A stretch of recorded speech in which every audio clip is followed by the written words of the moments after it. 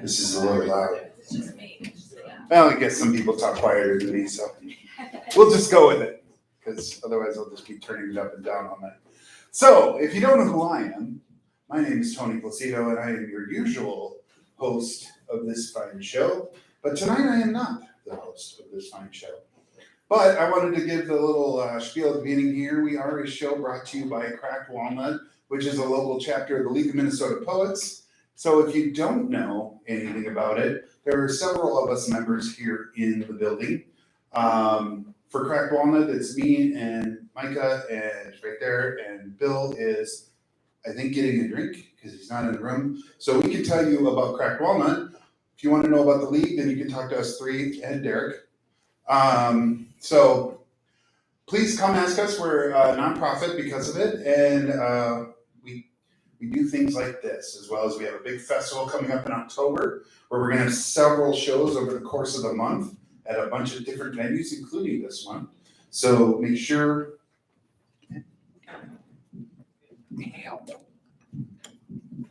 Okay. Make sure that you keep an eye on our website, crackedwalnut.com. So, without further ado, I did want to make one announcement for the poets who are coming up tonight, because you might not know, the show is live streamed. So if you have publishing worries about putting stuff online because you don't want it to be considered published, then just know that it is being streamed, so don't do those poems. That's all I can say, because it's not something I can edit, it's being streamed. So, without further ado, I'm going to bring you tonight's wonderful host and curator of this fine show. Everybody, please give a large round of applause for Francine Conley.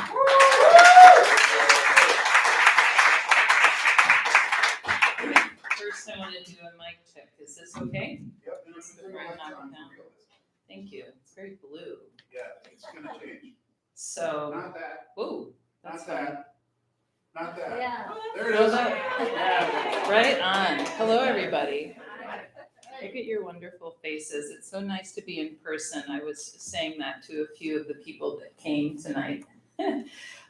So welcome to Poets and Pints, although we will be writers in pints, because we're not just doing poetry tonight, we're just doing a motley mix. And I am Francine Conley. I'm going to locate myself. I am, I guess, she, her, hers, and I have been living in Sweden.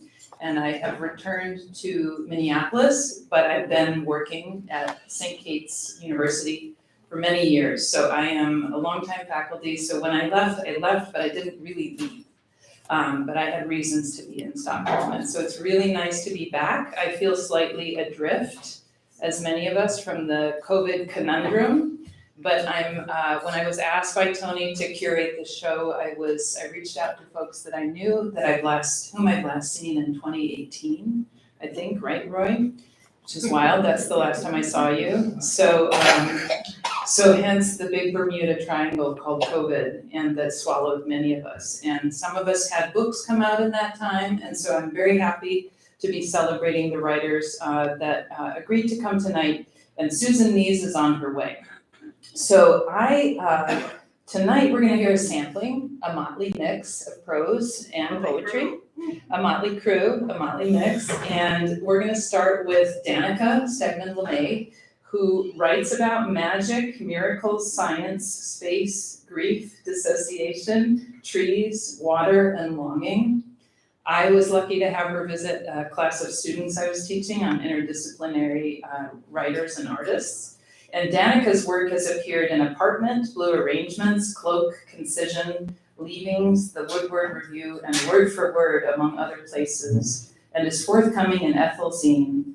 Danika's debut collection of poems, Pilot, available on the table for those of you who want to support writers, please do at the break, was published by Spork Press, and she has recent work examining themes of memory and place, and sometimes through a punk rock feminist lens.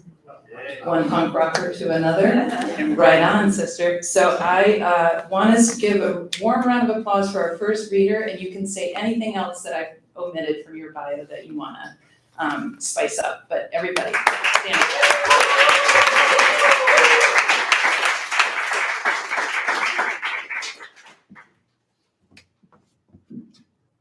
Thank you, Francine. Thanks for having me. Thanks everyone for being here. And I'm super excited to go first and then be able to enjoy listening to everyone else who's gonna read. Okay, so besides Pilot, on the table I also have a little handmade chapbook that's a small companion to Pilot called Co-Pilot. The first edition sold out, but my brother and I hand sewed a second edition a couple weeks ago. So if you want that, I also have that for sale.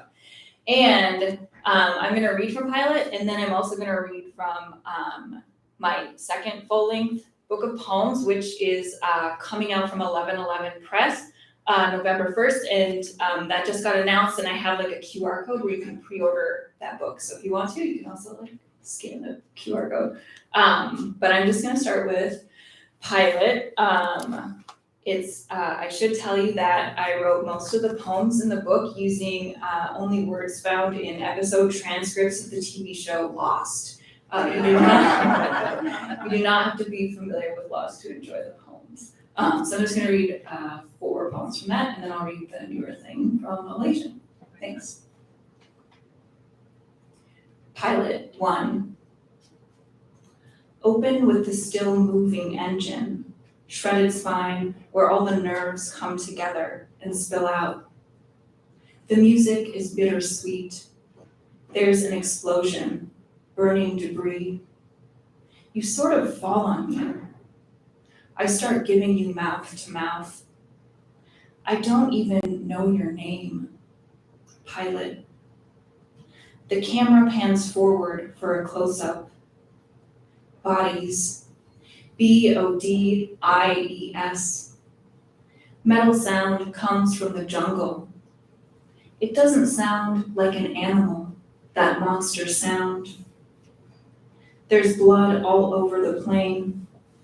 We see something familiar inside.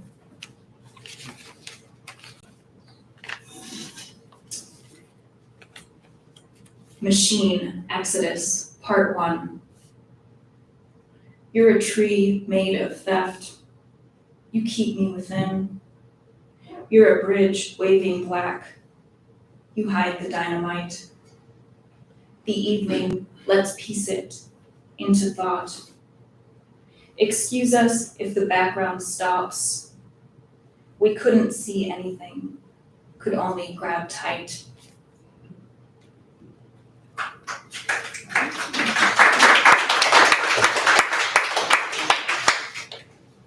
One of them, unraveling. We don't want to be here anymore. Where exactly is here? In the jungle deep. Torture the sound of leaves. We crashed. It was an accident. Time is a compound burning. A second, a minute now. You remember the binding of days. You remember every shovelful of earth. You remember like you remember your body. Time is an opening. Give me your hands. Give your hands to me. I'll just read one more from Pilot.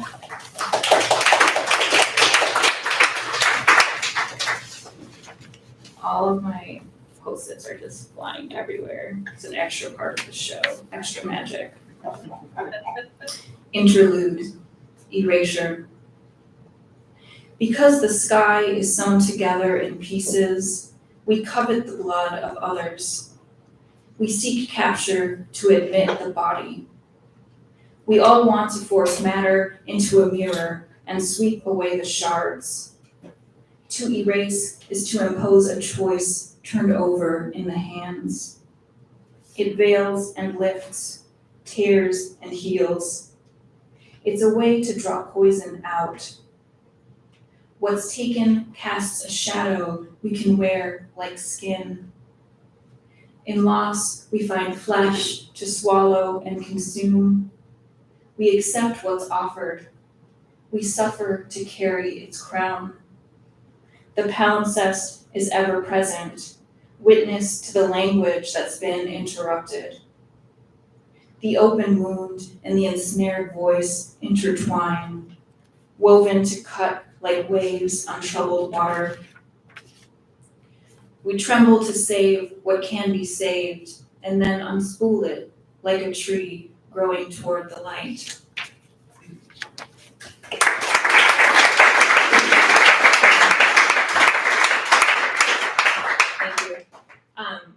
There's a long sequence of mirrors and canes and ablation that is also called ablation. That's like the title sequence of the book. So I'm just gonna read a section from that. Ablation. See through the window panes of my eyes. Same, not same. Chromosomes mutate, a me into a you. Love like a radar map. Love like infrared. Love like heat or light pouring in waves. All my life might fit in my mom's right atrium, in her tachycardic, too fast heart. I fear I carry incoherence in my genes. Glaciers recede, holes open where walls should be. When I say you, I mean reader, I mean daughter. I mean for you to rest in the hollow my heart shapes and unshapes. The morning fogs half in, half out. The leaves drift in part circles undone. A note resounds, bird song you sing back to the bird. Transmogrified, I mold into some new figure, this mother, this loosening knot. The bird's wings spread, meadow blown beneath a day moon. My mom's memories mismatch mine. I Eli rooms I ran from. She forgets hunger and rage. I lose days. Watch shattered glass reform as twilight. Autumn didn't seep through ductless heat vents. There are many ways to express pain. Destruction is just one of them. Hold your breath, then blow it out. I never hid myself in the tall grass. I'm never scared. I've never been empty. I have fallen through ice. I'm not the same, or where I find myself isn't the same. My dreams change. In car crashes, I wrap my body like a halo around yours to absorb the harm. As you form a sense of self, you recognize you're separate from everything. You mirror me, and I mirror you. Our lungs feel the trees. We share symmetry. It reminds us we're real. Trauma passes across generations. This is what's meant by circulatory system. Before birth, my body felt my mom's pain. I recall her life, store her hurt in dark corners. I'm just a pattern of cells trying to heal through repetition. It's easy to become nothing. It's easy to speak softly and shadow by, guttering like a waking nightmare. Keening of flowers, the chop and hum of blades in the heart of a machine. What I suffer trembles when faced with what my mom endured. Battered body, mute voice, rape, a bitter wellspring. I eat paper and vow never to take the same route. A river will sharpen to cut through its own curve and form a new path. Agnes Martin said, we give up things that cover our mind. Some days I'm made of bone, other days I'm made of water. Some days I've got no skin and tears pour from my eyes and spill over my hands as I rinse jars for jam. Some days I've got no words. I sew love into your jacket where the fabric hems into itself and seams. The grass shifts slip for slip, a hologram redoubling its image so that each piece remembers the whole. I've sent my love into the future. The vessels of construction of chambers and muscle, spring-fed as a glacial lake. Teardrops shine from our fingers. I hope there's water where you live. Thank you.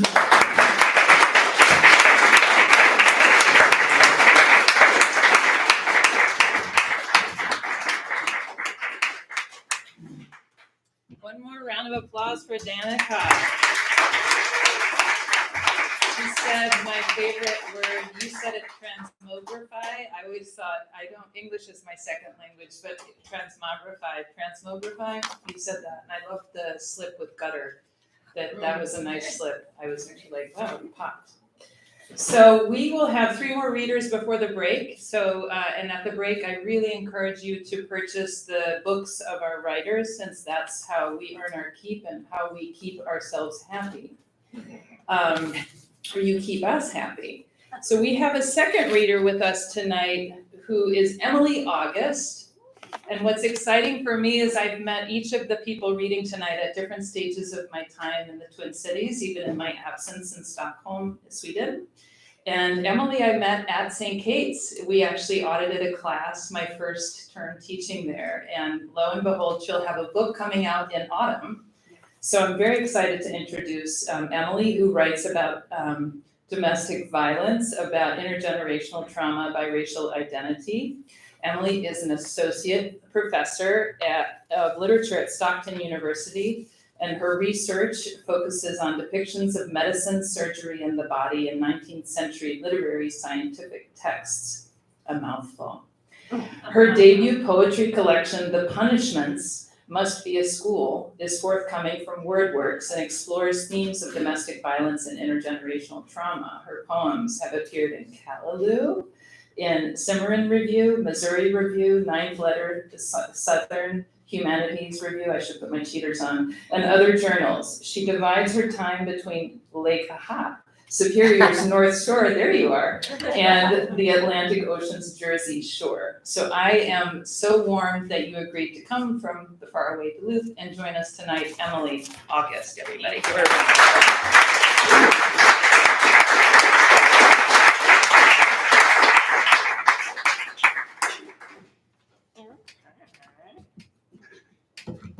Thank you, Francine, for that beautiful and warm welcome. Hello, everyone. It's nice to see you. Good evening, gorgeous humans.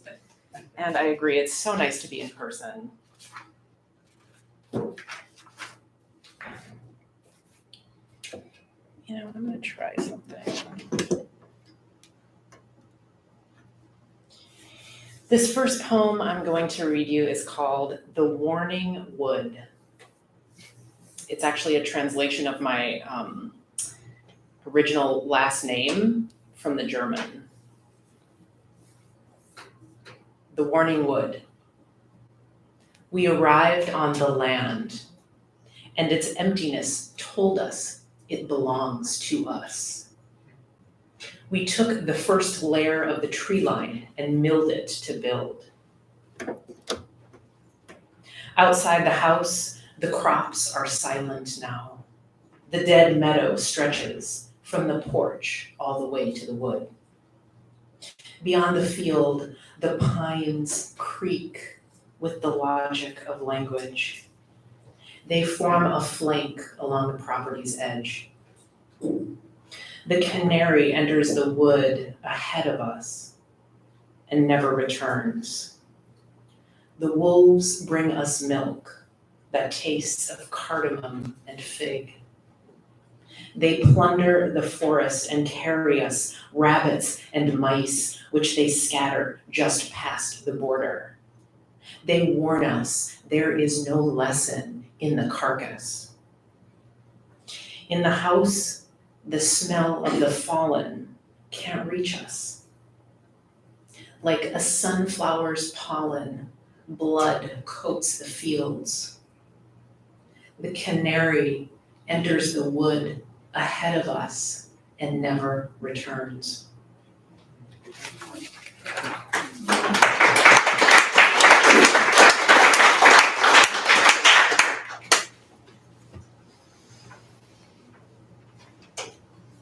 Black-eyed Susan. Grandfather sharpens the kitchen knives at his whetstone. The wounded haunt the switchgrass that smothers the farm.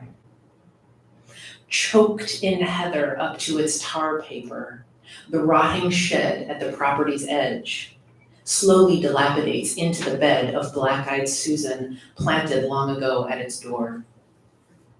Inside its walls, the tractor chains grandfather inherited hang despondent, clogged with the skins of the last generation of crops. Grandfather labors at the creek's water, holding the heads of his children under. Grandfather looms over his children, instilling the belt.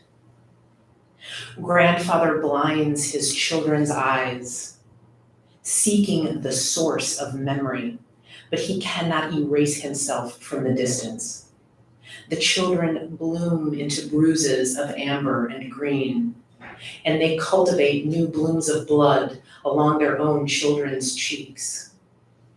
Eventually, all the children are born with scars that mimic the tremor of household stitches, lining their tiny bodies like old ghosts who sharpen knives in the kitchen.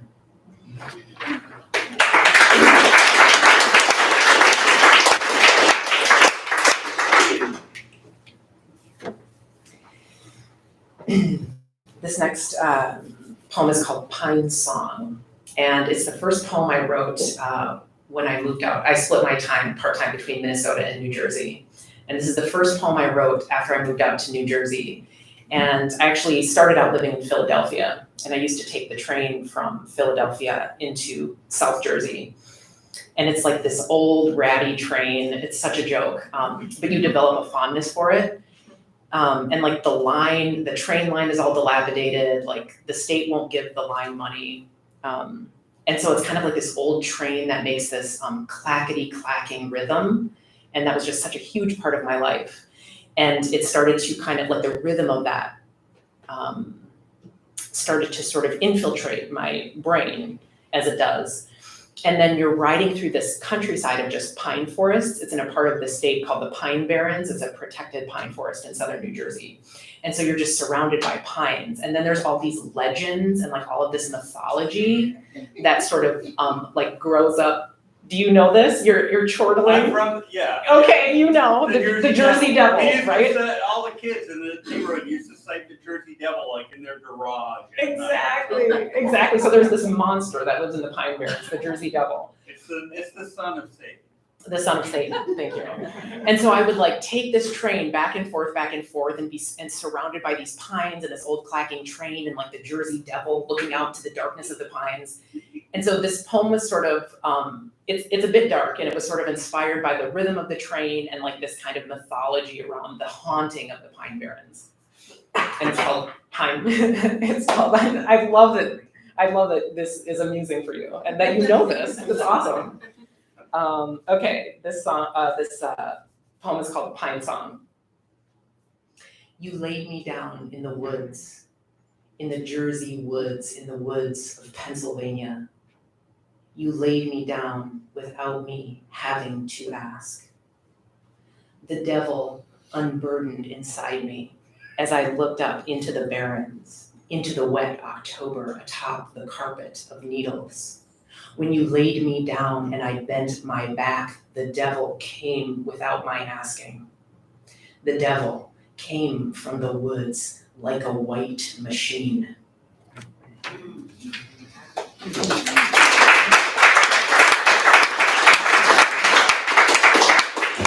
And this last poem I'll read you is called The Lost.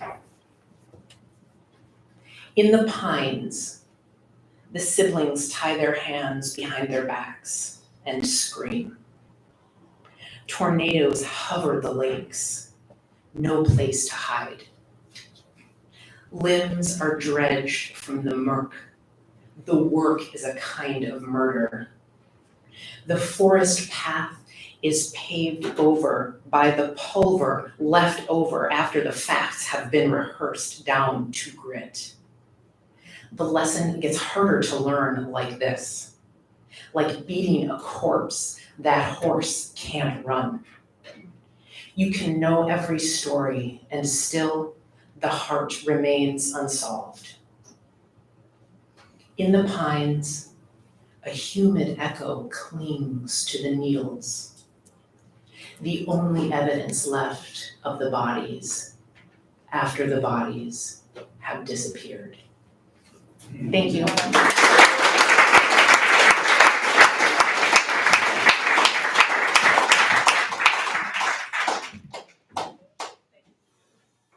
One more round of applause for Emily August.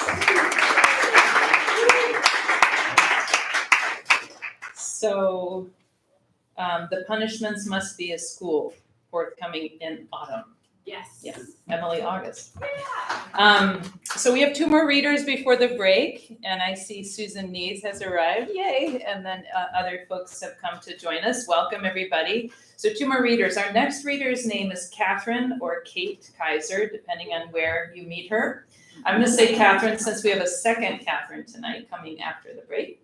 Kathryn is the author of 2 books of poetry, Dark Lake and Pretend the World.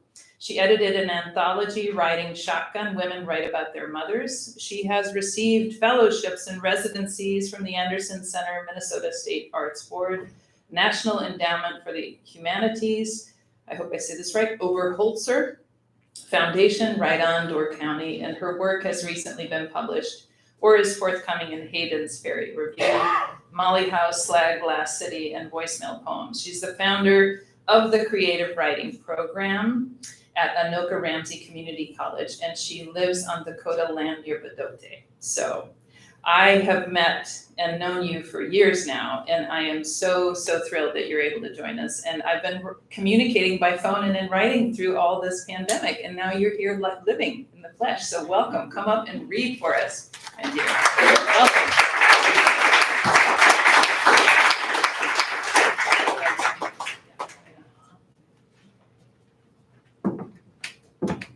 Thank you, Francine. Thank you, Tony. I just turned my grades in at like 11 o'clock this morning, so I can't see. That's why. But here's to all of you at the end of this semester. I know there's many of you academics.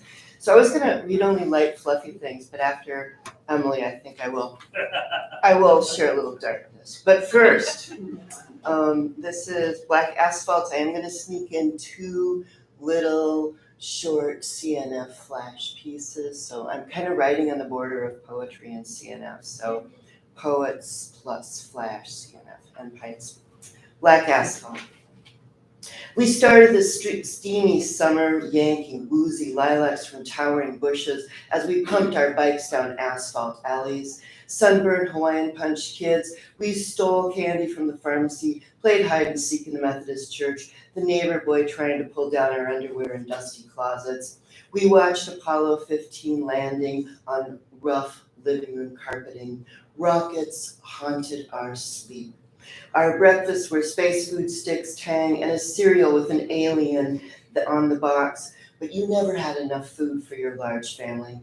I wanted to rescue you, but failed like the streamer that flew off the handle of my muddy bike, the wheels swishing the sparkling plastic into a gray puddle. Later, we were proud of our feet, our thick calluses built up as we walked the city's cement sidewalks, imagining a sea parting before our jangly bracelets, our leather fringe, our piece decals, with the hems on the faded bell-bottom jeans, the long flags of our brown hair waving behind us. We held our feet out bravely like the album cover of Abbey Road, almost floating in our flowing white cotton dresses, the incense of cigarettes glowing in our virginal hands, records tucked in our large cloth bags. Straight and tall, we strode the streets in our bare, dusty feet, ignoring the pain, ignoring the black asphalt beneath us.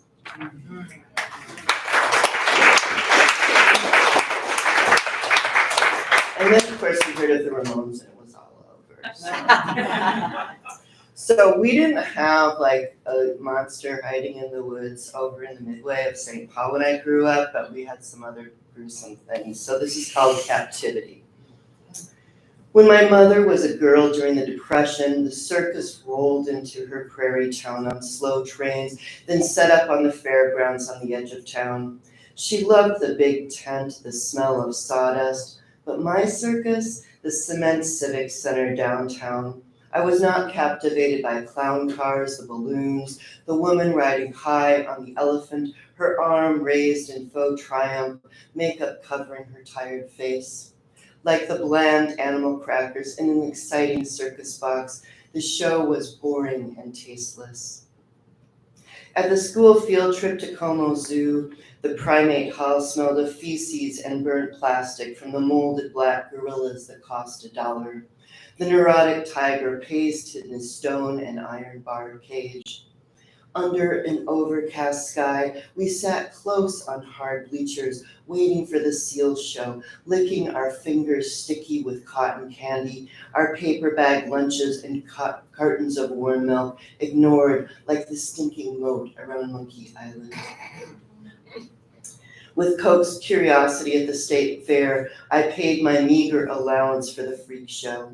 Inside the tent, the woman was not part snake, only sad with scaly skin, the audience staring at her near-naked body.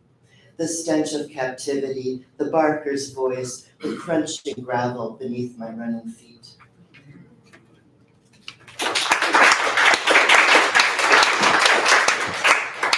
And Megan Maloney Vince is here, one of the editors of Under Review. So I'm going to read this poem, which they very kindly published a while ago, called Photograph, Little League Practice. We stand in the gloom of April, pearls of ice, strands of snow, entire necklaces dipped in heaven's scorns. It singes when you swing the bat, our feet soaked in the yellow, straw-like spongy grass. You're ahead of me, not behind. The moist spring air smells of dirt, the dust-colored sky edged with the darkening blue. It's chilling, but it's not winter. The ground solid but wet, the forest distant, your breath close by. You have no words. I memorize your body's position, the placement of your hands, your thoughts swept away like rainwater. There is no one else in this picture. You're alone, waiting for the bow.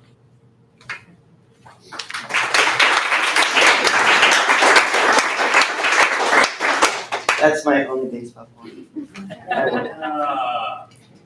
So I spent a lot of our seclusion sending stuff out to magazines, and they always want to know about your identity, in 50 words or less. Who are you?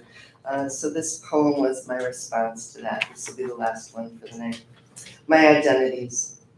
I am an albatross, a Gideon Bible, a fleeting glimpse of a crow looking for roadkill at dusk. I am a solid mass. I am gaseous fluid. I am soft, soft flesh. I sip my tea from my porcelain cup, 2 cups, maybe 3. I am the Encyclopedia Britannica moldering in your attic, a feeling of loss, a yearning, an emptiness, a rumbling deep. I am that last clump of dirty snow. I am the dog foraging behind your garage, your unused dental floss, not the neatly packaged rolls at the grocery store entrance, wrapped in plastic and so strangely sweet. I am the shadowy park bench in the fading orange light. I am melting ice, the silence of early morning streets. I am your missing arm. I glow in the gas stove's heat.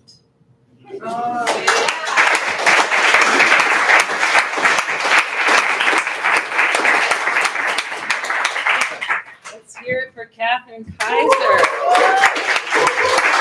Albatross. It's a good one, the poet's bird. So, our next reader and the last before the break, and then we'll have the rest of our readers after the break, is Patrick Werle. Werle. I am so sorry. My bad. Patrick Werle thinks about music, misspent youth, dreams, memory, parenthood, wandering, loss, space, resentment, forgiveness, war and peace, cities, small towns, roads, bliss, rhythm, bridges, booze, hazy moments, clarity. And then there are 4 dots after that.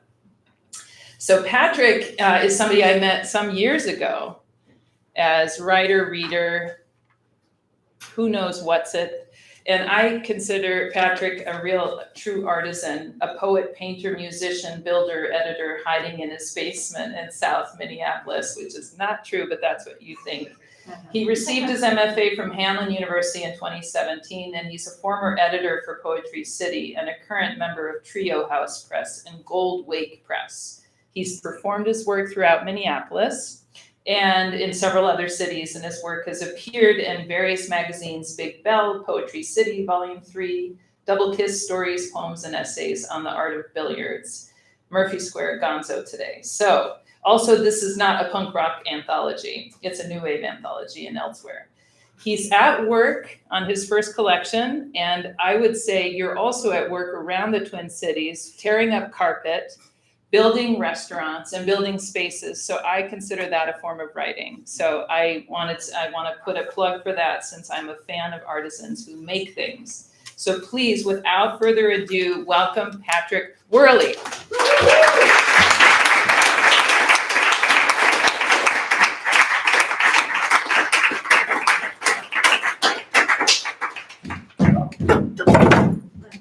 I made that more dramatic than it was.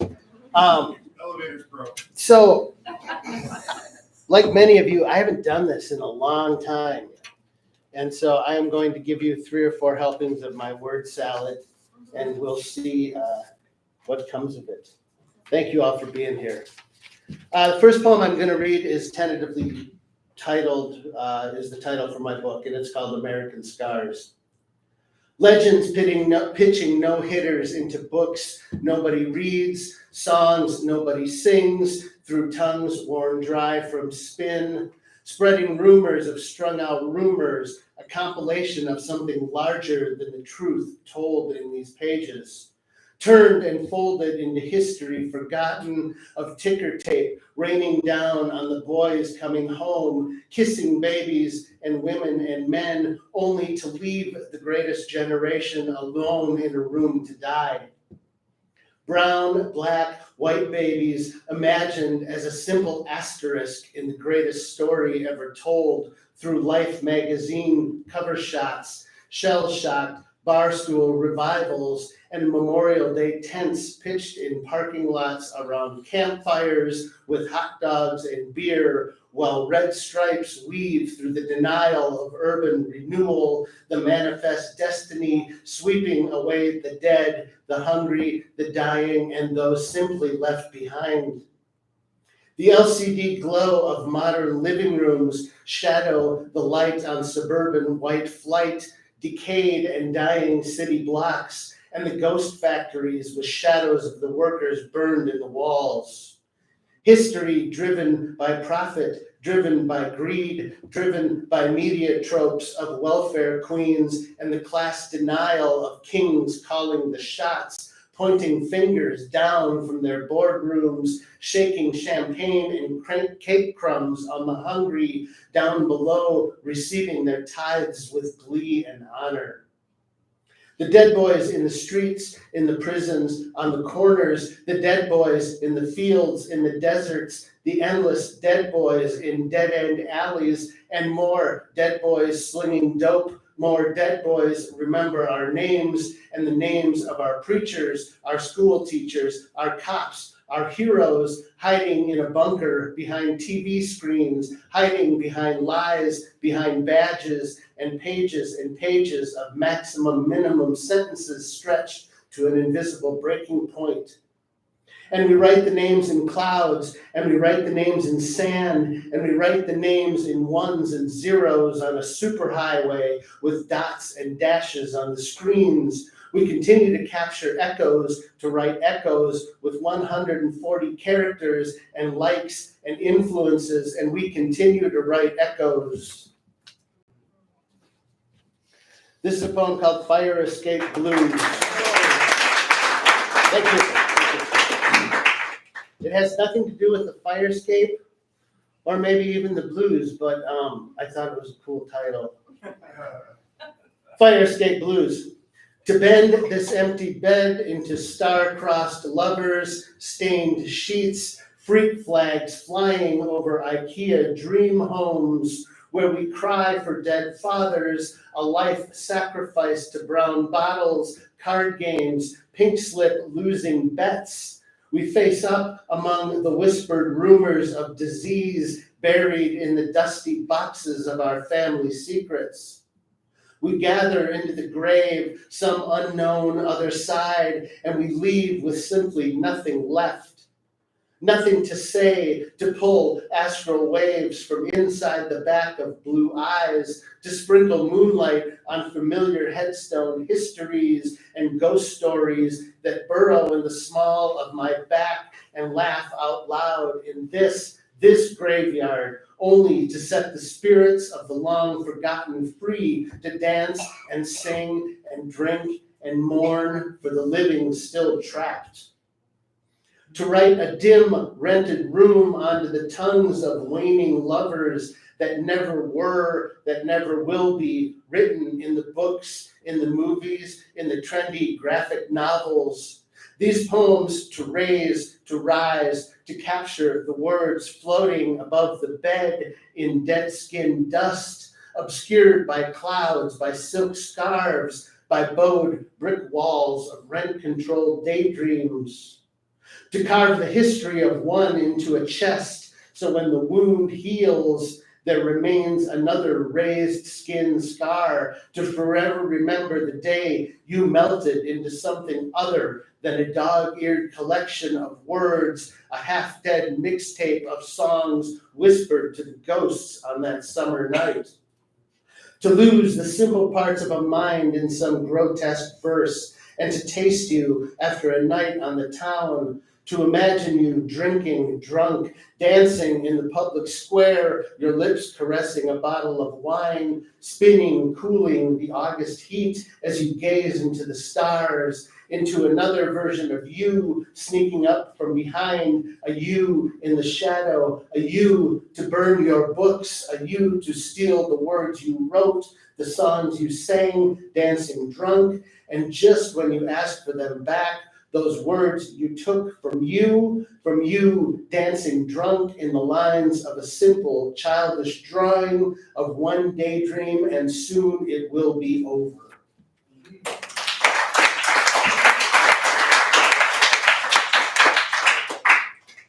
I'm going to end with this one because my poems are rather long and rambling. So 3-word salads.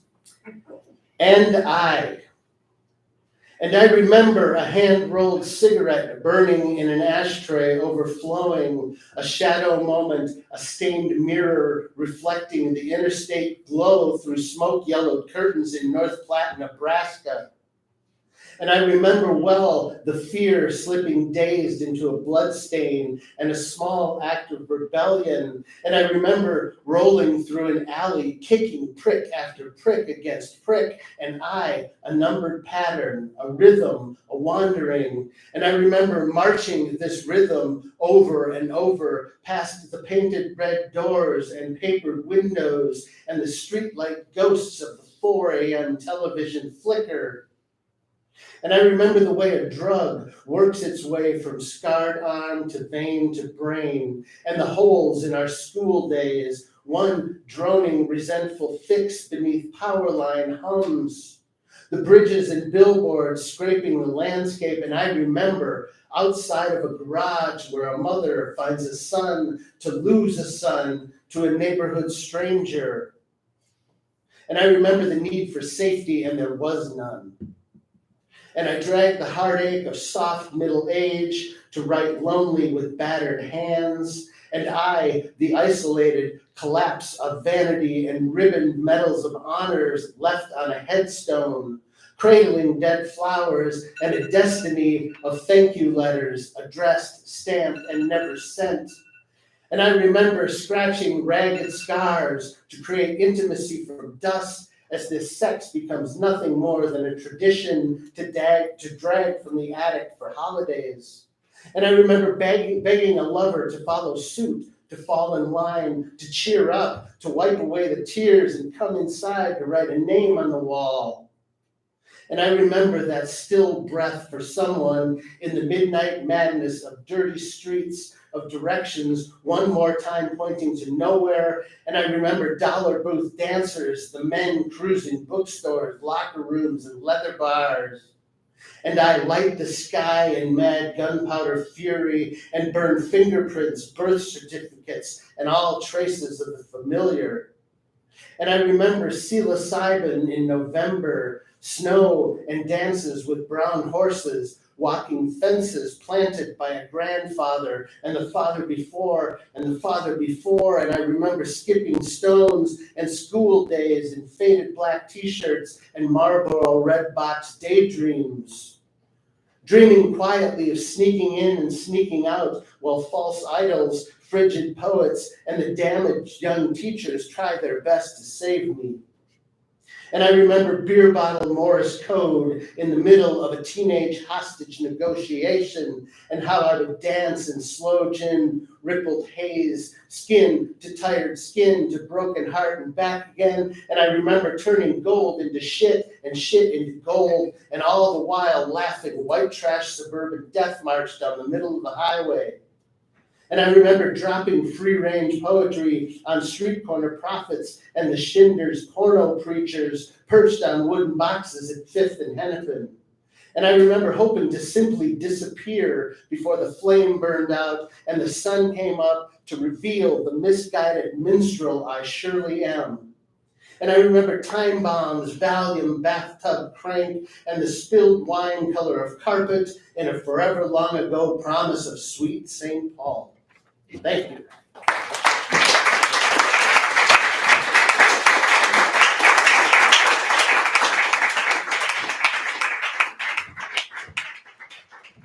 So we're running a little ahead of schedule, so I'm first gonna we're gonna do some announcements and then we're gonna go to break, but first I'm gonna bring up Micah, who's gonna tell you a little bit more about the Crack Walnut Festival that's coming in October. Let's give it up for Kathryn.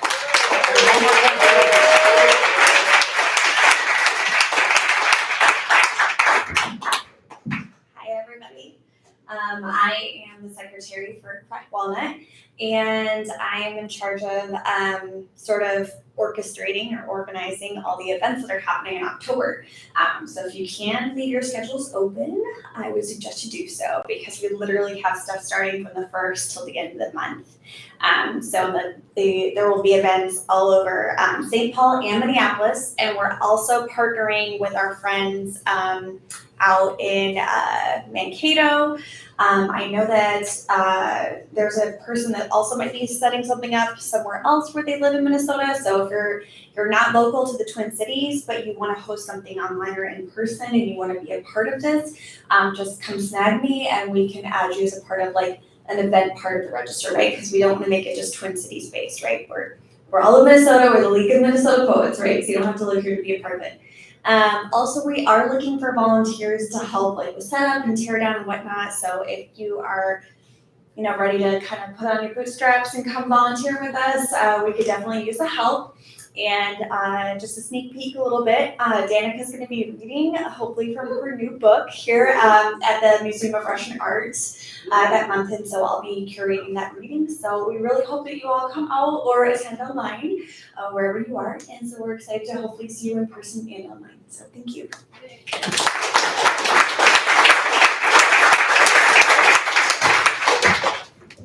Couple other things. So we are a nonprofit. We live off of donations. So this little box is going to be going around, and if you have something, throw something in it. Money, please. But and if you don't, it's a free show. You don't have to feel bad if you don't throw anything in the box. The other thing is, on the table you see these things. We have an anthology coming out right now. That is in pre-order, which several people in this room are actually in it. It's based on the people that were on this show in the first 2 years, because we're in our 8th year right now. And we have our 100th show in September, which is when I hope to release this. So there's a little QR code here, and for those online, if you can't see the QR code, you just go to crackedwalnut.com/books. That's where this takes you. And you can buy it. It's $15 plus tax if you're going to pick it up. It's $19 plus tax if you want us to send it to you. And that is it. So please donate in various ways. And we'll be back in 10 minutes.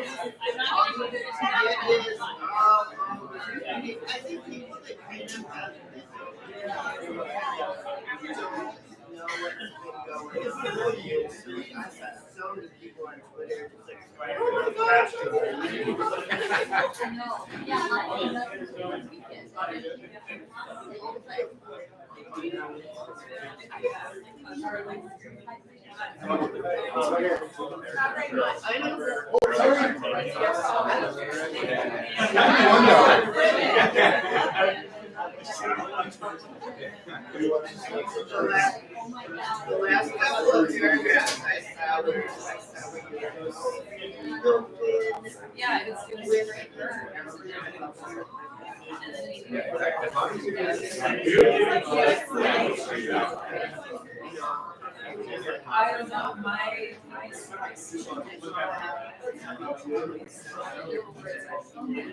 They were just, that's fine.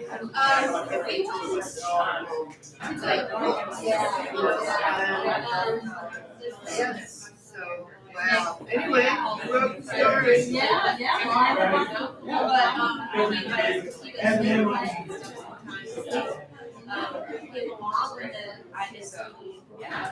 I'm excited you're putting up the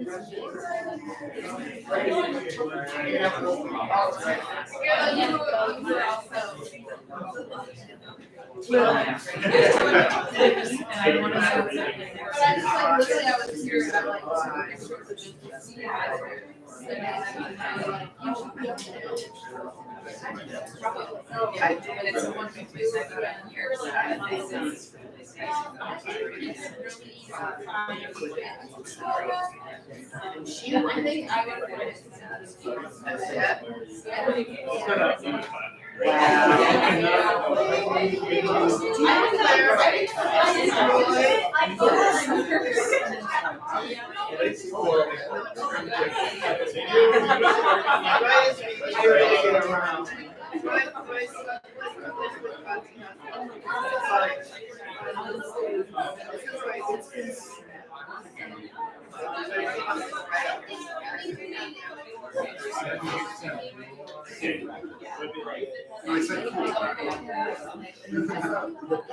Well, anyway. Yeah. I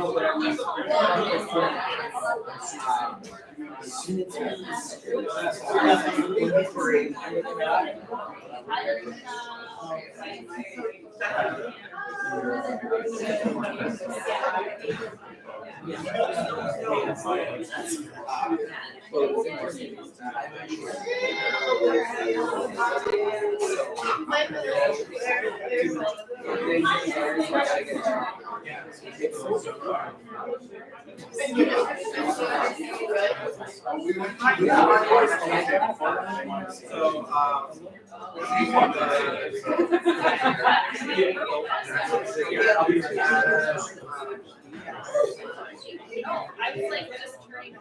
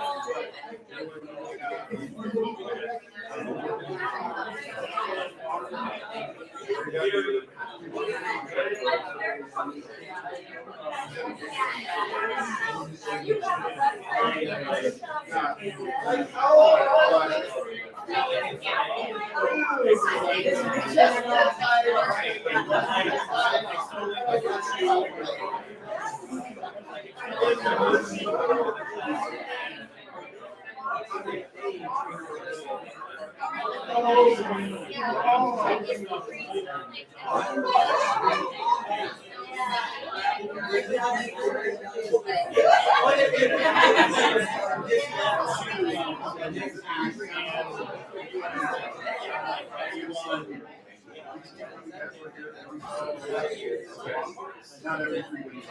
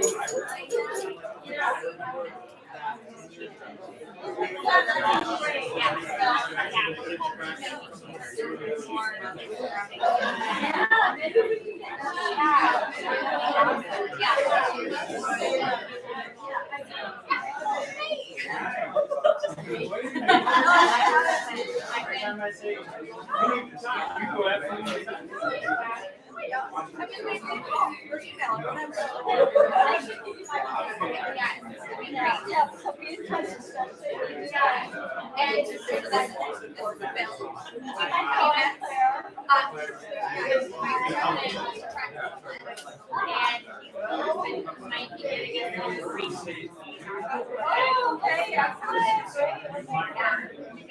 The name on the backside.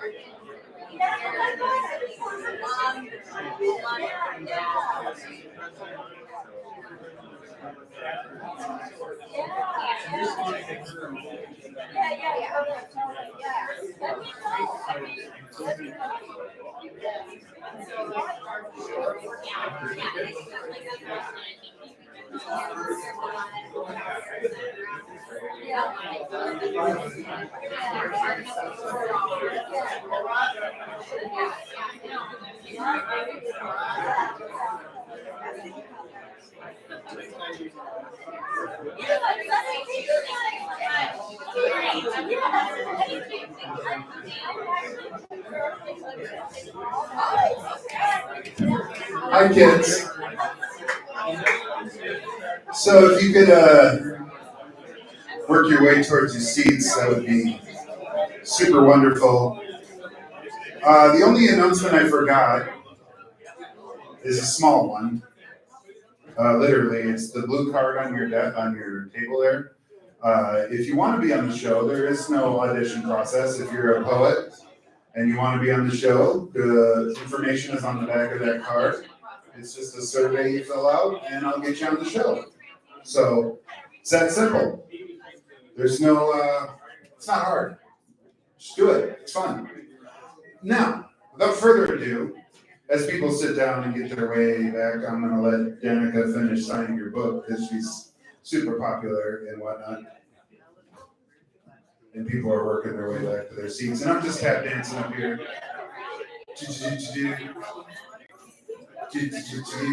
I don't literally tap dance, or I would, but I'll throw something out if I do it.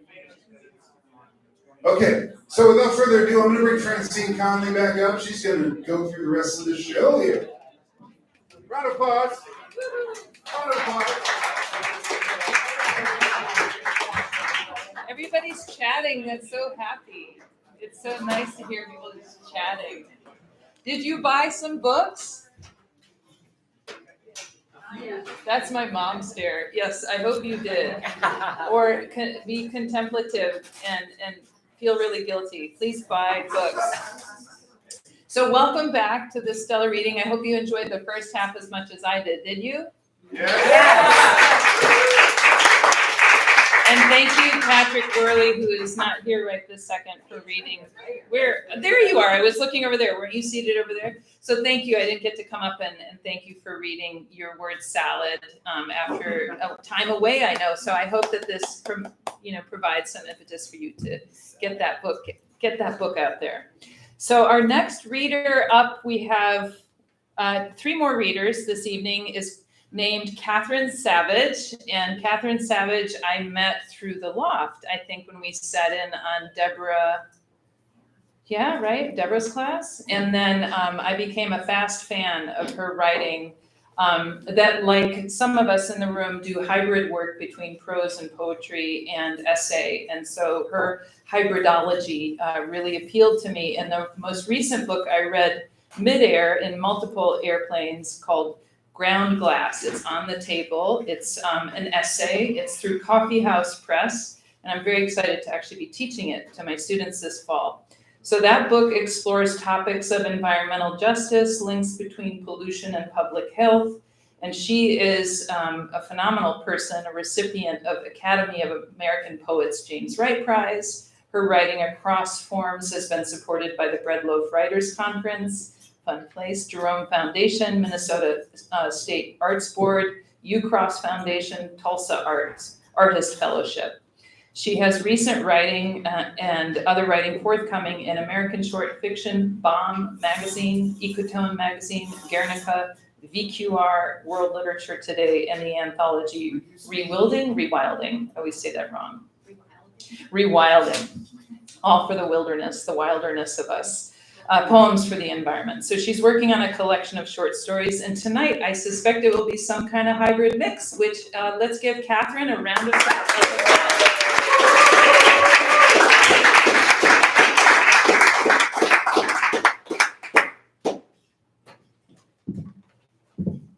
Thank you, dear friend. Thank you, Francine, for the kind invitation. And it's so good to be with you all tonight.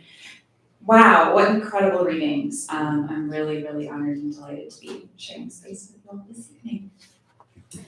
I am going to read an excerpt from my book, Ground Glass, but it was this really wonderful invitation that I received after publication to go look through all the things that I had cut and decided wouldn't make it in the book, and then turn that into a new piece, which was a really lovely way to kind of look back and spend more time with what I had earlier decided didn't fit into the larger book. It's called Hospital Journal.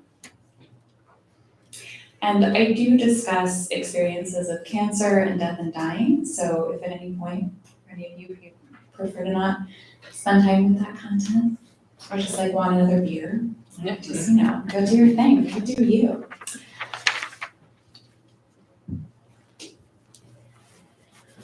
My father started hallucinating his dead today, his dead mother, his old hockey buddies.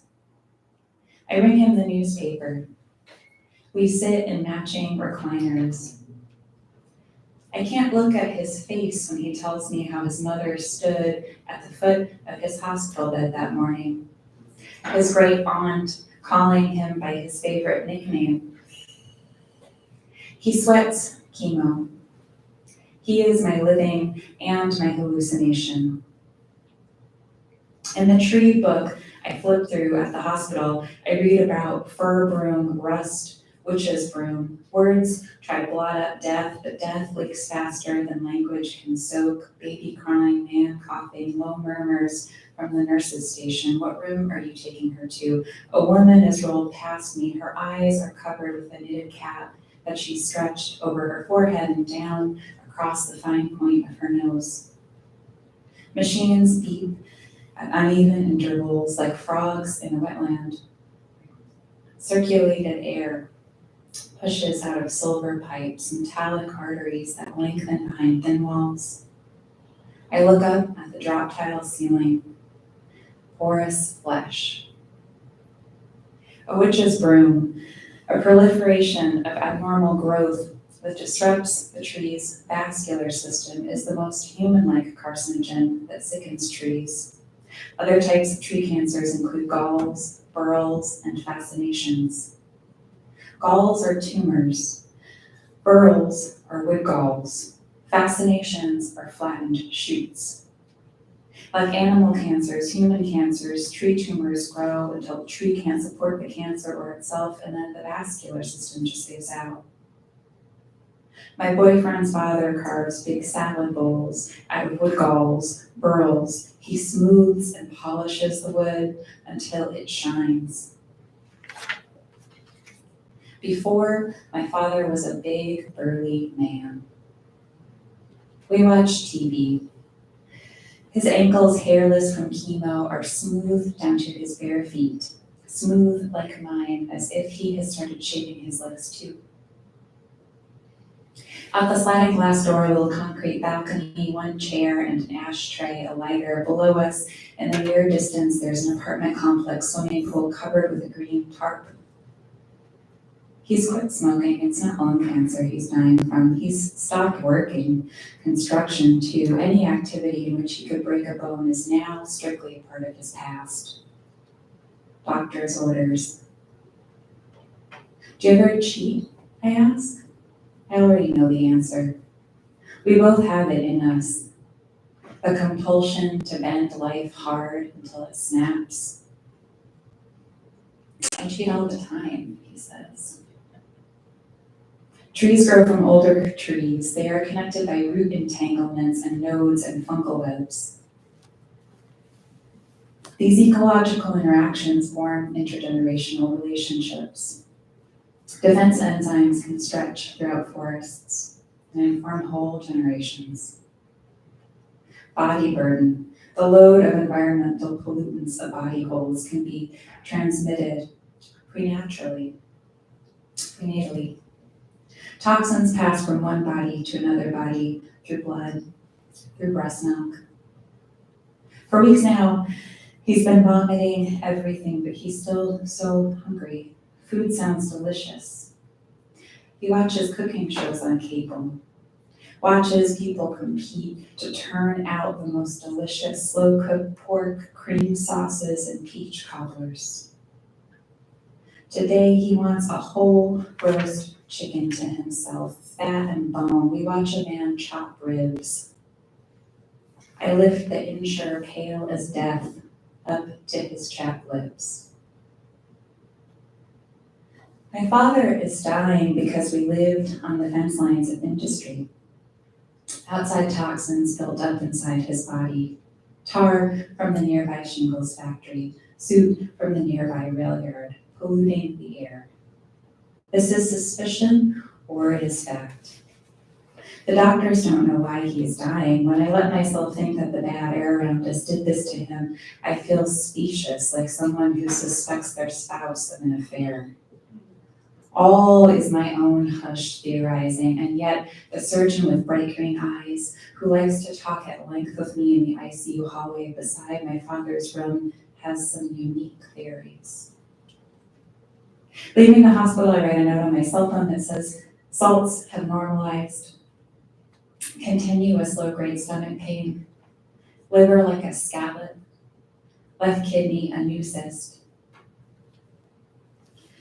In a healthy forest, many generations of trees coexist beside one another and share survival information and enzyme matter. Dead trees are important to a forest too, because in their very decomposing, they aid new plant growth. During the consult with the genetics counselor, I answer her questions about my age, family history, and how and where I live. She tells me with ease we could cut it all out of you. My breasts, she means, my ovaries, my past. After the funeral, my cousin has brought me wine and yellow tulips. My son and his friends are playing a noisy game upstairs. Furniture slides. They knock the walls. They dive from bed frame to chair to bed frame to chair. They are laughing, playing at living, leaping to avoid sinking into the hot lava floor. It's raining, but the sun is out. A warm spring dusk. We drink wine and my cousin asks if I'll open up the Arizona porch. The room that reminds him of purgatory, he says, smiling. I tell him I'd like to smash the walls, but doubt I will. A cold rotisserie chicken is wedged between our thighs in a plastic container lined with gleaming gelatinous fat. Rosemary sprigs long as coniferous needles poke our palms and thumbs. Pull flesh from bone with both hands. Add salt. We savor the meat. Thank you.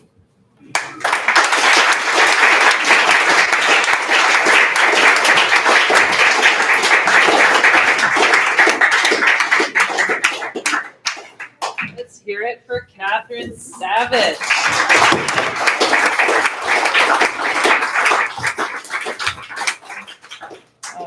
I want to say delicious prose, and it was, but that's complicated. Just so good. That book is over there. It's over there. Okay, so our next reader is Susan Nees, and I met Susan at many readings in the Twin Cities before she spent a few years recently in Austin, Texas, and she loved to play zombie on the hood of my car for my son. I'll just say that, and you can imagine the rest. She explores invisibility, liminal spaces, loss, and survival. She was selected to spend time in a small advanced workshop with Pulitzer Prize winner Jericho Brown, woohoo, at the Lighthouse Lit Fest in Denver in June 2022. And she also received a Law Literary Center Excellence in Teaching Fellowship in 2021. She has poetry chapbooks, Beyond This Amniotic Dream, through Beard Poetry Press. And she has Left-Handed Like a Lightning Whelk through Finishing Line Press, published in 2019. Her writing and photography have been published in 20 or so small literary journals, and her novel, Kara, which is a terrific novel, was published by North Star Press, was a finalist for the Literary Fiction for Midwest Book Award. So now she's recently returned to Minnesota from Austin, Texas, and I'm so excited to see you again in person after seeing you only online for years now. So welcome, Susan.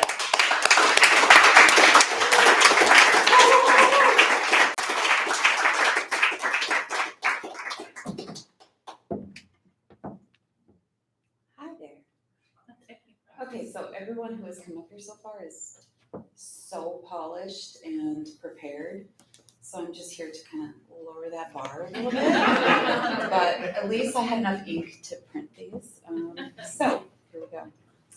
I thought you guys would enjoy hearing about my uterus. Can you get closer to the mic for your uterus, please? Do what? The mic, more noise for us. There you go. I said I thought you guys would enjoy hearing some poems about my uterus. Okay. Yes. Wow, we're in Minnesota because the men are like, yeah, let's talk about your uterus. Okay. All right. It just wouldn't happen in Texas. Okay. Okay. Phantom womb syndrome. My ovaries are unremarkable, the report says. Hormone radiant little moons, stale little sugar cookies, a left-right pair scooped on the baking sheet of my abdomen. Petite spooning white beans nestled restful. My uterus is a swollen little fist of dusty upside-down world, a steaming Chernobyl overtaken, twisting volunteer stalks and calcified coral overgrowth. The tattered wallpaper is thick and tender with nostalgia. A pulsing, unsweet mango, a non-compliant factory shuttered, a dark ivy-laced property in the woods where children once were raised. A last week rabbit on country road, fur still soft, negative space where eyeballs once were. My uterus is the matted hair pulled from the hairbrush. It is the soft brown celery forgotten in the drawer, the greasy chunk of exhaust-covered ice my truck squeaks over, the curving slice of rust-colored salmon on the late-night grocery store shelf when your head rings Perry hangover. My hand curves and slides over the silky space between my hip bones. If I push down, do I feel what the doctor felt in centimeters? My uterus hides like a spooked cat squeezed deep under the couch. On Thursday, my doctor will tell me about SWAT teams busting down cervixes, slash and burn methods, foreclosures, condemnations, nailing hurricane plywood to bay windows, and I'll sign off. I'll miss her, like sidewalk chalk and bubbles, like cracking photo albums, like maple saplings, like grandma's rhubarb pie, like baby clothes outgrown, like hair trimmings and fingernail clippings, like last year's birthday balloon uncelebrated.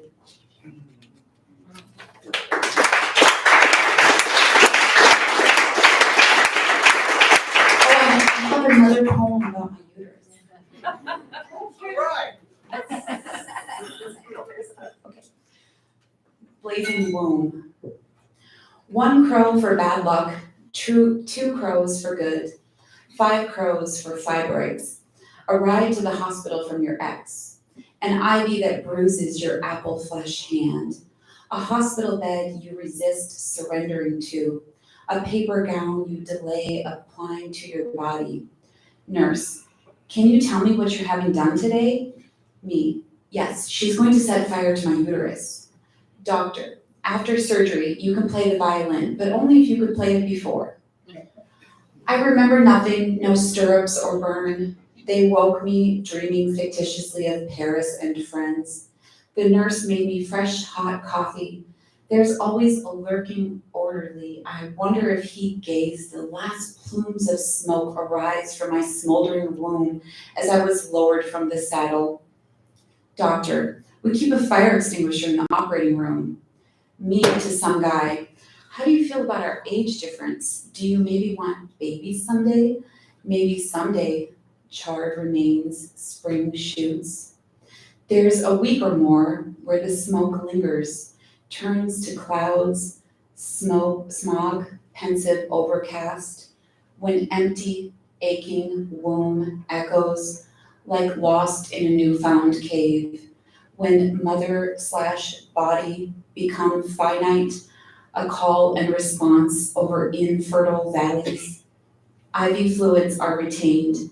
Inflammation your dog can sense causes him to climb and plop on your lap and sigh with his inextinguishable love and his tired weight for you to get back out there better than ever, to never bleed again.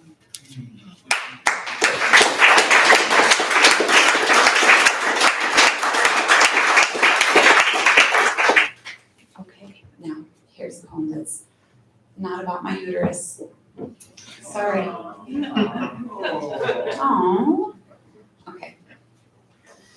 The furnace is back on and it's warm enough in here. It was a white-breasted nuthatch. It died with its pencil-tip beak poking through the metal slats inside the furnace. It might have died of shock, or carbon monoxide is a more soothing story. pulled gently with pliers, into a cardboard box. I had the water dropper ready in case it was a movie scene. Though when a bird's recently died, their neck will softly fall from side to side when you move them, as if to turn to see this human who was too late. At 4, the sun was low, just like it feels sometimes when you think a lifespan fleeting. The funeral took place on the edge of the sprawling soccer field in our neighborhood, where we build a file folder of new hard things that happened. The brown grasses we covered it with because the snow was compact and the bird floated on top. The brown grasses looked flammable enough if there was a reason to create heat to incinerate the remains. The hawk may not choose a slumbering bundle as a meal, icy pillow, down coat, going back down into the prairie from which it came.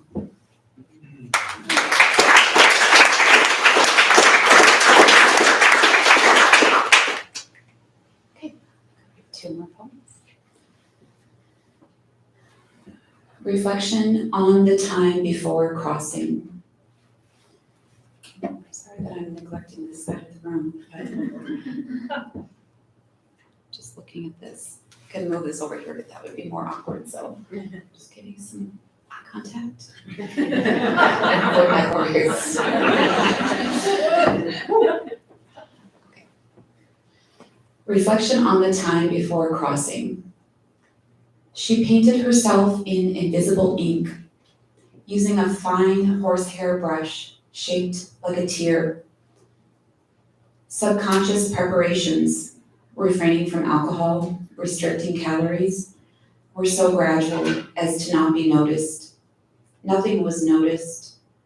She always knew the best plans, escaping captivity, carrying out a murder, were executed when one could manage to never say a word about it. This time required concentration, or she ran the risk of disappearing altogether. The thing about becoming invisible is that you have to remember where your pencil outline is. Like poetry, create an indelible image in your mind and don't let it go when the paper dries.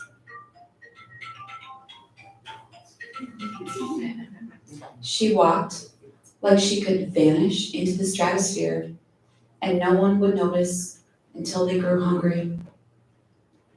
The day he left first, he said, "I dreamed you left me and took the girls." His kiss on her forehead was dry and perfunctory. She thought of her Guadalupe prayer card from the truck for him, but all that training in invisibility and outlines told her she would need that prayer card for her own escape. She cried herself to sleep before driving the moving truck north. Don't forget the last step, otherwise it's all waste. Dip yourself in the developer, radish, hibiscus, or vermilion. She became pink and real again, saturated in color. At times, she's still caught off guard when others can see her.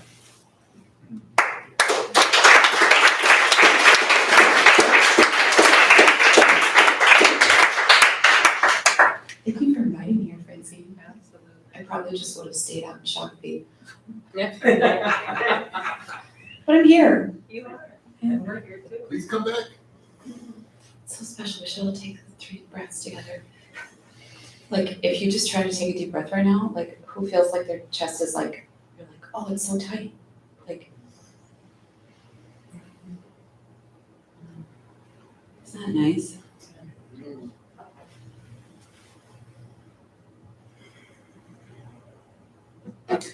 As on silk. The 10-petal anemone, the wild chives, the inkcap mushrooms, the bluets, the poppy mellows, the Texas paintbrush, the pearl milkweed were dropped as on silk into my cell. All shiny trinkets for this cornered poet to crow collect for my survival/sanity. They helped me imagine myself alive on that gritty gravel path. The cedar tree windshields, the intonation of green tree frogs we heard that first summer before construction had been sacrificed to build a faux fancy neighborhood. Ignorant and easy to please as I would stop and steal photos, identify the species, funereal dusky wing, prickly poppies, dead camas, hermit flower beetle, green lynx spider. The penciled names did the lexical labor, heavy lifting like a fire ant towering a sandwich crust over its head. Slender orange bush lichen, a constant treasure, living or preserved in bright speckled shoots on a serendipitous twig in my path. The stagnant time I had lasted longer than wildflower season, and I would name the litter: silver-bellied taco wrapper, red-breasted styrofoam cup, indigo bottle cap, emerald-tipped chips bag, golden shimmer Modelo can. An orange utility flag on a wooden stake had a particular dance in the wind that would give my morning purpose, as alone as that was. I would head to the trail after dropping them at the morning bus stop and hold my breath that he would be gone by the time I came back. I didn't know then, but I felt the toxic air of his dishonest sigh, polluted like the putrid drainage ditch in January, when waves of cedar pollen, cadmium blinked into my eyelids. The same makeshift pond where I'd peered a great white plastic shopping bag, thinking at first that it was a local heron. My work, the way out, was silent as writing poems at your desk, with air pushing through vents like the Pacific, half of Texas and half a country away. Mighty plans could be encoded in poems which were never read. I am the master of unspeakable me unspeakable. One might eventually stop waving their arms from the lifeboat floating on bluebonnet fields in central Texas.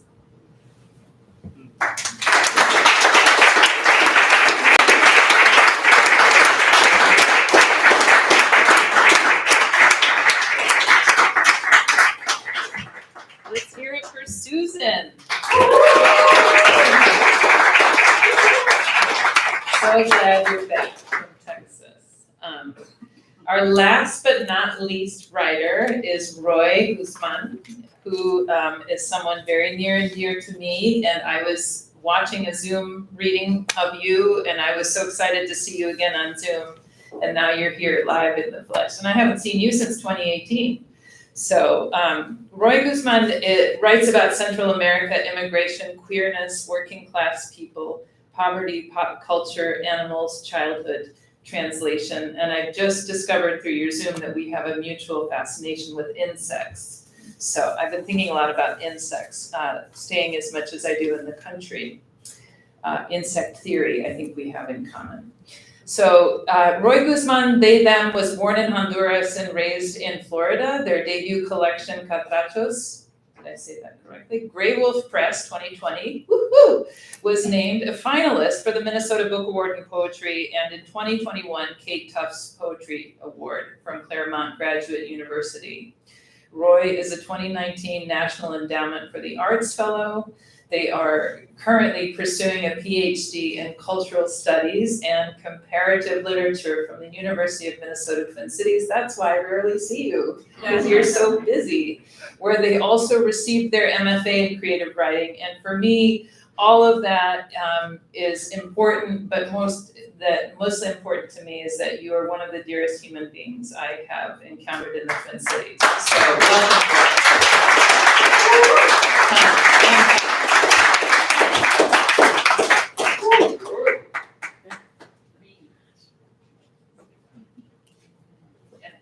Their book is for sale, also. I feel like I need to have a gown and trip on it, like the Oscars. I'm Kate Blanchett.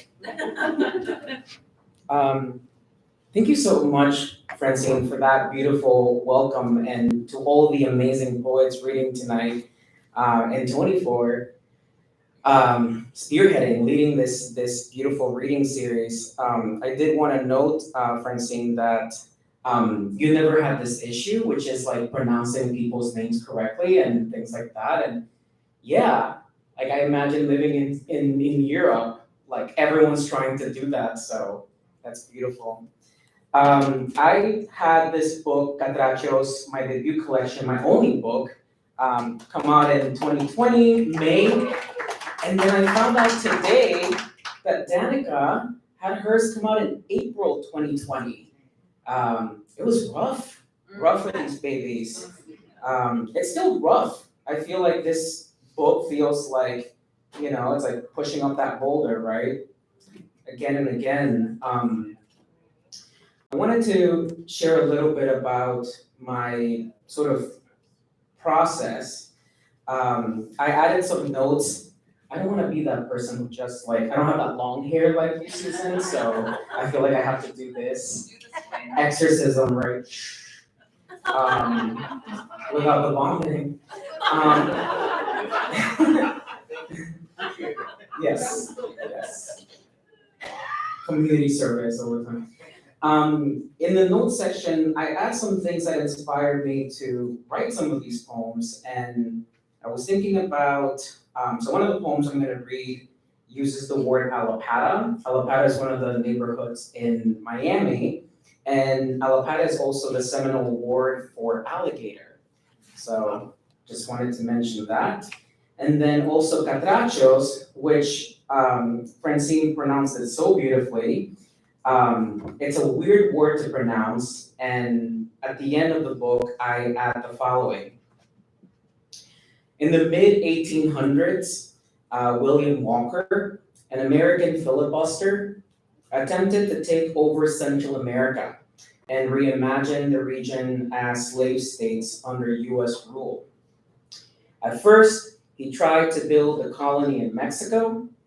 After successfully taking advantage of civil unrest in Nicaragua, Walker became president of the country in 1856.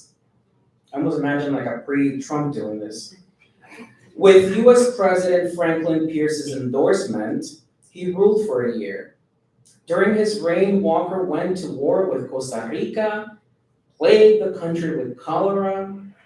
He was eventually defeated by Honduran General Florencio Petrucci's troops, which included Salvadorian soldiers.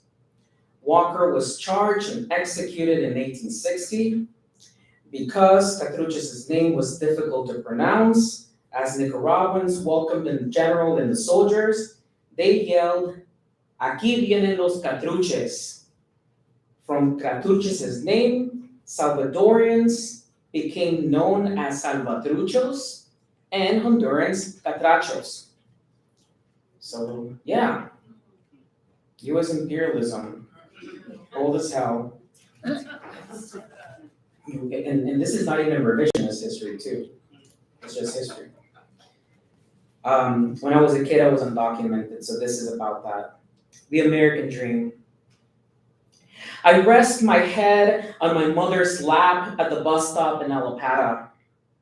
2 rides until we reach the first house, pass the most untroubled labyrinth of palm trees for the second, the third in the afternoon.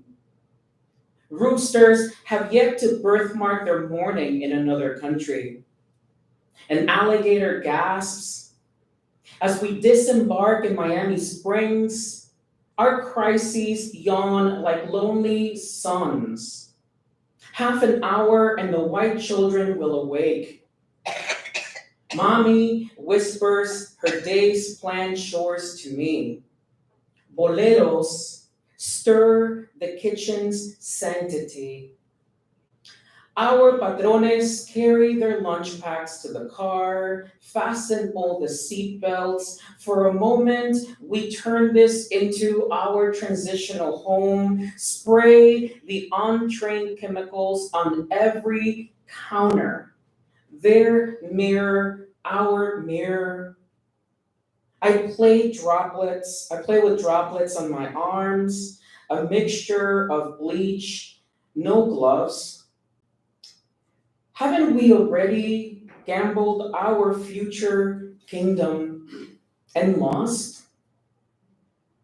On the stove, the kettle squeals like school children during recess. That is an image I'm willing to defend. My mother's hands become two mummified prayers that can't recall their ancestral song, obsessed with leaving no dust on the vintage couch, the oblong table, Barbie's large house. If I take a hand before it can grace mine, it blanks out on what it meant to verse me in, to absorb, consuming the anxiety of surfaces, fixed on appearing young and debutante. I breathe the pine sol oil's direct ancestors. Someday, I say to myself, I'll resent the nature of wood for its suffocating fresh air, for its prolonged cruelty. We work for families who don't own dishwashers, but even if they did, my mother's pride won't let her sacrifice her cleaning merits by studying the electronic usurpation of what her hands can very well do. It takes us long to finish each house. A smile graces her face after we upturn the others. For now, we're a team. I rarely meet anyone older than 5. In muscular isolation, I develop my own fabrications with the plot lines of a precocious loner who picks up books in English to learn what to call each appliance, the angles of an expensive bathroom, or what snakes inside master bedrooms. In my undrafted bill of child workers' rights, I am instructed to devote my livelihood mastering with words what I can't comprehend with my silly, rough hands. By the end of each workday, our other mothers cough the same tragedy. Single women sleeping in tiny bedrooms where their landlords overcharge for dinner. At the bus stop, pants camouflage varicose veins. Women flaunt a proud catalog of grandchildren, and if they trust you, they'll share what they get paid. Some patrones are less cruel, but for every fridge with full access, another has specific precautions on the door. I am the only child who goes to work with his mother. The others haven't saved enough money to pay a coyote. Sometimes we share Burger King, sometimes McDonald's. Under a managerial sun, we revolutionize the concrete benches with our tired asses, exhume stories of lands we are too afraid won't recognize us if we ever go back. Because if we do, it'll be against our will. Because our grandmothers require insulin. Because those grandchildren need school supplies and education. If we rise tomorrow, my mother will tickle my feet to hop in the shower. A bowl of warm milk will greet me at the table. On our way to the bus, we will worship our bodies in hush.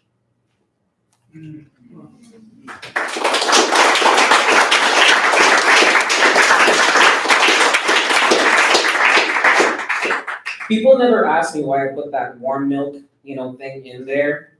And it's because, you come from a third world country. your milk isn't pasteurized, right? You need to go do your thing in the kitchen. So we used to warm it up. And so I grew up like having warm milk with cereal, which when I went to college, everybody freaked out. Good times. This one, I just want to add that it has a content warning. It's about the Catholic Church's sex abuse scandals. So, of course, if you need to step out, if you need to curse a bitch out, do that. A lot of this information I got from different sources. It also takes lines from Bob Marley's song War, lines from Sylvia Plath's poem Candles. There's also a cento I'm going to read, a cento is a poem that is made up of lines from different sources. And this cento in particular is composed of lyrics from Sinead O'Connor's albums The Lion and the Cobra and I Do Not Want What I Haven't Got. I just want to quickly say that between 2004 and 2014, approximately 3,400 cases of sexual abuse were referred to the Vatican on the grounds of their credibility. Between 2017 and 2018, over 1,400 additional allegations were added, and thousands remain unreported. And of course, this was before the pandemic. There's so much that's happened in the news since. The poem itself is, it functions like a mass, a Catholic mass. I won't read all the parts. In service of silence, procession.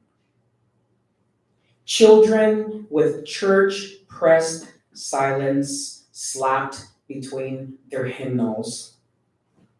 Patriotic hush to build character. A boy stoops to cradle donated soup, his spine marinated through his silky lassoed hair, the grip of a locksmith versed in gospel. Wax gag, stained glass gag, raise funds for the steeple gag, elementary gag. Swallowed sundown, the hearts beat their tin can drums, and all the muddy roads lead to parochial cul-de-sacs. The boats bow their heads bayside. Look at his hair, the priest tells the reporters. His smile like a river of blood, reflecting a man who rides his horse toward a maelstrom of unanswered litanies. Slaves' backs erected, the temples in which we canonize the spit of despots.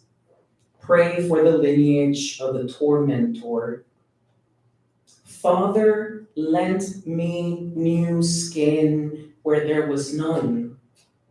We shout miracle, wrap our bliss in lexicon, and the white perjury speaks in us.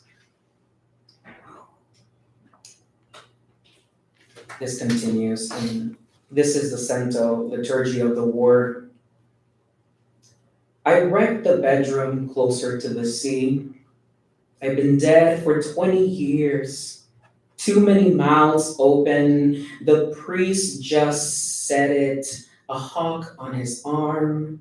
These are dangerous days. We were so young then. Nighttime or morning, I am not like I was before. These hands are sticky. In the backyard, the worm has laid eggs stolen from our very eyes. You tell us not to sing after Sunday. I will carry with me my apple tree. We did what was right. 3 babies jump in the river in somebody's office. If I whisper one of their names, the Byzantine ghost on the window might burst. A mother irons her son's white shirt. The creases interminable. Compasses drunk on direction, sheep with slaughter trapped in their throats. She splashes dirty water on deathbeds to be, inconsistent confessional, battleground with burning orthodox doors to nominate the muted combatant. Oh, sympathetic traitor. We doom song on Sunday, bury blame under our mattresses on Wednesday. We keep our savings in the hush-it money stitched to our cushion covers, no space to bury his torment. Who am I but a glimpse into avoidance, empty outline of worship, congregation of posts or turbans? I find myself pronouncing the scores of names in the torrents. This is the last poem I'll read. This poem it's part of a series called Queerdactyl. And the book is not just sad and, serious, but it also, it likes to vogue a lot. Voguing, yeah. Madonna, the not invented, as we know. And Queerdactyl is a series of poems that basically you have all these queerdactyls that are having this massive party, right? And then there's this asteroid that sometimes goes by the name Dude Steroid. Dude Steroid, he likes to Dude Steroid explain people. And he's trying to get into this party, right? It's the end of the world, and he's having a hard time getting in there. And this is the poem that closes the book, Queerdactyl. After they locate and excavate your wing fossils, perseverance might be the trait you're known for. How swiftly you sloped downward to pick up the carcasses floating just above the blood-stained surface of your old neighborhood. In the laboratory, the paleontologists will use radiometric dating to zoom into what bequeathed you that agency to fly. This one might have outlasted all the others, they'll say. Might have even seen each one disappear behind a bolt of fire blasted from who knows where. Or you might have been the first to vanish directly in the way of the asteroid's course. Who will, in the end, exhume our myths conclusively? A young angel's bones, shaped just like yours, were uncovered this morning. A group of diggers hadn't found anything exciting for months, in jeopardy of losing all their funding. I too have buried myself under the heavy presence of change, from a longing perhaps to find my remnants or their profiles and places where curious strangers might prize them. Church is anything with a pair of wandering hands and a bucket. I too have questioned the usefulness of finding a body stuck in that perpetual position of near flight, arms extended like the incandescence from a lamppost at night, and wished it be mine. Thank you.